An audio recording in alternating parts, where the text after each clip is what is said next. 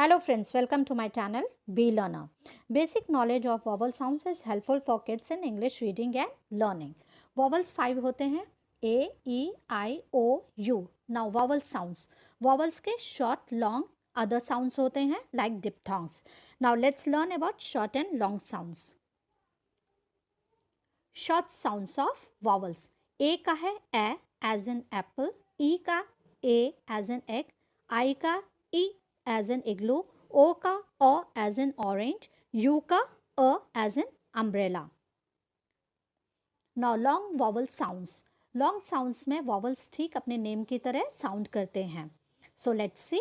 A का है A as in cake, E का E as in eagle, I का I as in ice cream, O का O as in okra, U का U as in uniform. Follow for more. Don't forget to like, share and subscribe my channel.